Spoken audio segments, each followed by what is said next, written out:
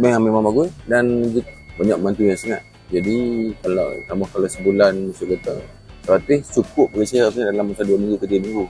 Dan untuk sampai bulan yang seterusnya kan. Kita ucapkan terima kasih kepada kerajaan sekarang. Orang kata cakna lah, no? Dengan kehidupan di 40 ke bawah. Jadi apa yang baik diteruskan dan terima kasih kepada kerajaan sekarang. Pada pendapat saya, sekarang ni membantu untuk golongan rentan macam kami ni sikit sebanyak bulanan dari segi pembelanjaan kami, dan saya harap benda ni betul-betul lah. Okay, pendapat saya saluran ni baguslah kan, especially untuk golongan B40 dan ke bawah ni.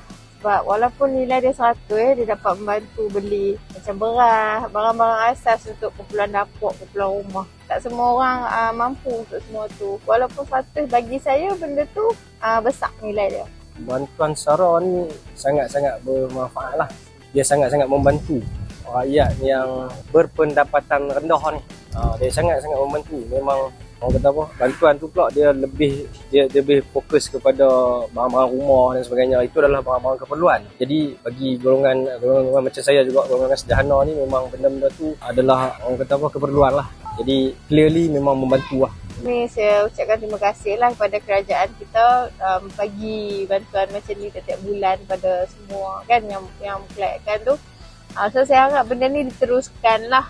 Terima kasih kepada Kerajaan Madani bawah kepimpinan PMX kerana memahami denyut nadi rakyat yang dibebani dengan kos sara hidup. Alhamdulillah sikit sebanyak dapat membantu dan mudah-mudahan program seperti ini diteruskanlah untuk golongan-golongan ataupun rakyat Malaysia.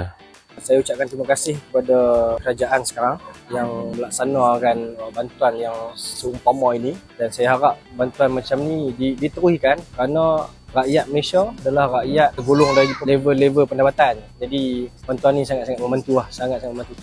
Teruskan, insya-Allah benda yang bermanfaat macam ni akan memberi kesan yang positif kepada negara.